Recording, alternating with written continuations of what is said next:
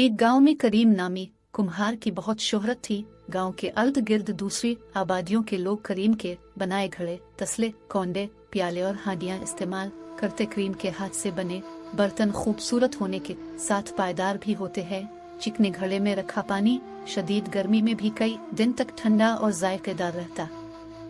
इसी तरह हांडियां भी साल हर साल चलती और उनमें पकने वाले सालन भी जायके में ला जवाब होते। मिट्टी की हांडी में पके हुए खाने का जायका किसी दूसरे बर्तन में पकने वाले खाने से कसर मुख्तलिफ होता। रफ्ता रफ्ता करीम के बर्तनों की धूम और मांग बढ़ती गई। गांव में उस्मान नामी एक और कुम्हार भी रहता था। सुर्ख पहाड़ियों के इस पार रहने वाला उस्मान कुम्हार करीम से बुग़्ज़ रखता था और खुलेआम इससे नापसंदीदगी का इजहार करता रहता था। इसके हाथ के बने हुए बर्तन दीदा ज़ेब तो होते मगर इंतहाई नापायदार, जिनके किनारे जल्द झड़ जाते थे। लोग इससे शौक से बर्तन खरीदते मगर कुछ दिनों में ही किरचियों में बच जाते। इस बना पर आहिस्ता आहिस्ता गाहक कम होने लगे और उस्मान का काम ठप होता गया। गुस्से में भरा वो पेच उताब खाता रहता का लोग बर्तन एहतियात से संभाल नहीं पाते तो भला इसमें मेरा क्या कसूर? में तो मेहनत करता हूँ और मेरा कोई कदरदान ही नहीं, जबकि करीम के तो सब गिरविदा हैं। गांव वाले उस्मान के गुस्से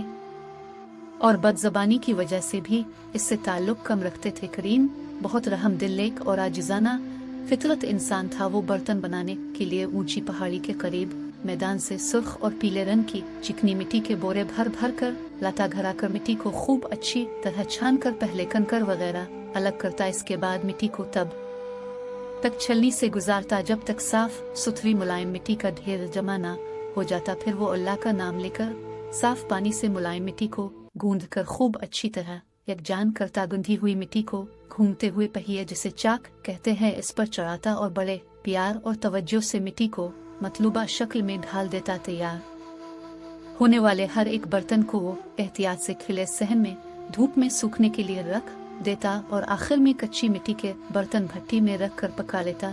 जब से उस्मान को पता चला था कि करीम के बर्तन अब करीबी शहर में भी पहुंचने लगे हैं तो वो करीम की बढ़ती हुई शोहरत से बहुत परेशान रहने लगा था। इसलिए काम से उस्मान का दिल उचाट होता गया और थोड़ा बहुत जो काम करता बेदिली से करता।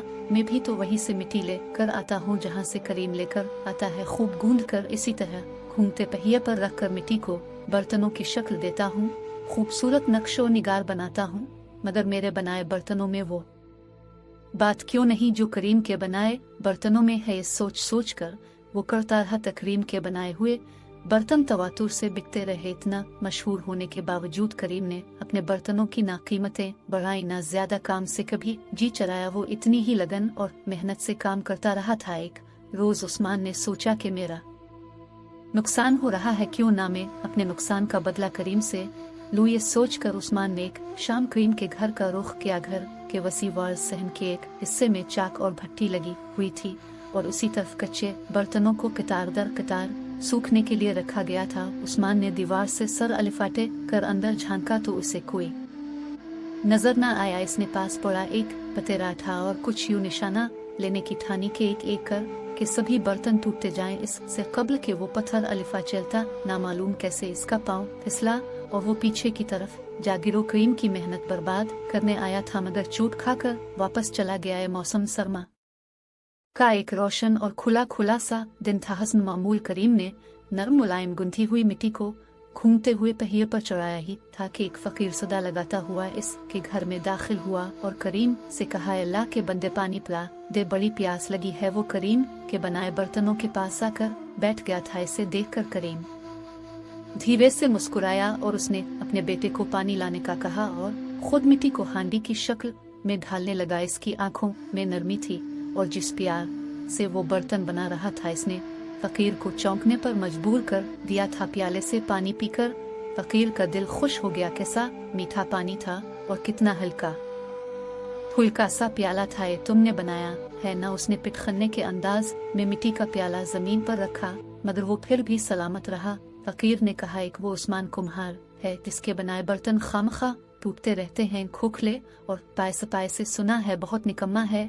मुझे लगता है इसे ढंग से काम नहीं आता। करीम ने मुस्कुराते हुए जवाब दी, उन्हें किसी के बारे में ऐसा नहीं कहते, वो भी अच्छा काम करता है और फिर से चाक की तरफ मुतवज्जे हो गया है। देखकर फकीर बहुत हैरान हुआ कि इसने उस्मान की बाराई सुनकर भी बाराई नहीं की थी। हालांकि करीम जानता था कि उस्मान इससे हसद करता और उसे खूब बारा भला कहता रहता है। जरूर तुम्हारे पास कोई जादुई मंत्र है, इसी वजह से तुम्हारे बर्तन न जल्दी टूटते हैं न उनकी तासीर खराब होती है। जेरे लब बुड़बुड़ाते हुए फकीर अपनी जगह से अलिफाटे तो करीम ने इसे गौर से देखते हुए कहा, जो चीज़ खुलूस दिल से बनाकर एहतराम से पेश की जाएगी इसमें बरकत होती है। ये सुन कर फकीर ठिठक गया। कैसी गहरी बात उसने बहुत सादगी से कह दी। मेरे कदम अलिफाटेता, वो जहाँ से आया अलिफादेर को लूट गया। दिन धीरे धीरे गुजरते रहे। करीम के बर्तनों की मांग तो बढ़ रही थी, मगर अब लोग उस्मान और उसके बनाए बर्तनों में आने वाली तब्दीली को देख